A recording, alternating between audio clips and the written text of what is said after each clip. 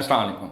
एक और बहुत ही कॉमन प्रॉब्लम जिसके साथ अक्सर लोग जो हैं इवन क्वैक्स के क्लिनिक के बाहर भी बैठे नज़र आते हैं और वो होता है फाइब्रोमाइल्जिया। उसमें क्या होता है कि जिस्म के मुख्तलिफ हिस्सों में दर्दें होती हैं और वो ऐसी दर्दें होती हैं जो कि ठीक ही नहीं हो रहती और वो सालों महीनों चलती रहती हैं।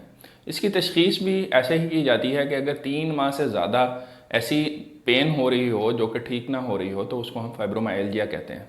इसके अलावा इसको देखने के लिए कि अगर किसी मरीज़ को फाइब्रोमाइल्जिया है कि नहीं है, उसके लिए जिस्म के मुख्तलिफ हिस्सों पे दबा के देखा जाता है।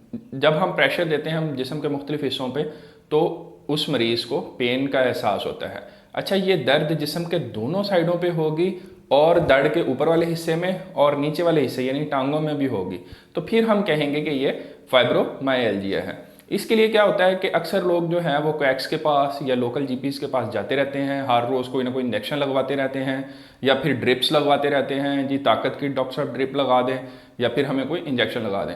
वो इंजेक्शन जो ज़्यादातर लगाए जाते हैं वो स्टीरॉइड्स के इंजेक्शन होते हैं। उससे वक्ती तौर पर अफाका ज़रूर होता है, लेकिन जो है वो फिर से वो दर्द 1 या 2 दिन के बाद दोबारा से शुरू हो जाती हैं। अच्छा, उसमें एक और मसला ये भी होता है कि मरीज़ जब सोता है, अमूमन हम जब सो के उठते हैं तो हम फ्रेश उठते हैं, हम जो है वो अपने आप को बेहतर महसूस करते हैं। लेकिन फाइब्रोमाइल्जियाज में ये भी होता है कि जब मरीज़ सो के उठता है तो वो अपने आप को फ्रेश या बेहतर महसूस नहीं कर रहा होता। इसको हम कहते हैं नॉन रेस्टोरेटिव स्लीप, यानी कि मरीज़ सोने के बाद भी दोबारा से रिस्टोर नहीं हुआ है, मरीज़ को वैसे ही फील हो रहा है जैसे वो सोने से पहले था। अच्छा, अब मरीज़ बार बार स्टीरॉइड्स के इंजेक्शन लगवा रहा है, उससे वक्ती अफाका हो रहा है, वो बार बार जो है क्वैक के लोकल जीपी के क्लिनिक पे जा रहा है, ड्रिप्स भी लगवा रहा है, वक्ती तौर पे अफाका होता है, फिर वो दर्द जो है वो दोबारा से नमूदार होती रहती है और इस तरह वो मुसलसल इस तरह की दवाइयाँ इस्तेमाल करता रहता है। उससे लॉन्ग टर्म क्या होता है, मरीज़ को शुगर हो जाती है, ब्लड प्रेशर हो जाता है,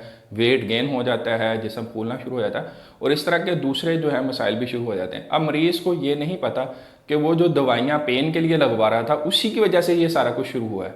उसे लगता है कि शायद ये अलग से कोई बीमारियाँ हैं। अच्छा, ये भी जानते हैं कि क्या वजह होती है जिस वजह से ये दर्द जो है वो अमूमन ठीक नहीं हो रही थी, नींद के बाद भी मरीज़ फ्रेश नहीं उठता। बेसिकली होता ये है कि आपका जो दिमाग और हराम मगज़ जो कि दर्द के एहसास को लेके जाने वाले रास्ते हैं, उनके अंदर पेन को महसूस करने की जो सलाहियत है उसको कई गुना बढ़ा देता है। इस वजह से आम बंदे की निस्बत, आम शख्स की निस्बत ऐसे मरीज़ों को पेन का एहसास बहुत ज़्यादा होता है। होती उन्हें माइल्ड ही पेन है या छोटा मोटा मसला होता है, लेकिन उनकी जो दर्द होती है वो कई गुना इंटेंसीफाई होती है, एम्पलीफाई होती है। इस वजह से उन्हें दर्द का एहसास आम लोगों से ज़्यादा होता है। तो ऐसे लोगों को चाहिए कि वो प्रॉपर साइकेट्रिस्ट के पास जाएं, वहाँ पे जाके जो है अपनी साइकोथेरापी साइकोलॉजिस्ट से करवाएं।